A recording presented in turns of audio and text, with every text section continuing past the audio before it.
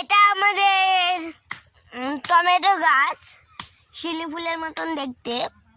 তো এটা টমেটো গাছ, এখান থেকে টমেটো আমি ছিঁড়ে নিচ্ছি একটা। দেখো এটা টমেটো, এই যে গাছ টমেটো, এখান থেকে আমি মানে এখান থেকে টমেটোটা ছিঁড়েছি। চলো এখন বাড়ি যাই, আরও টমেটো গাছ আছে,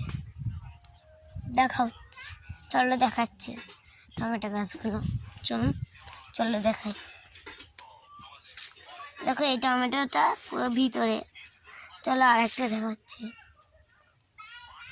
দেখো এই টমেটোটা,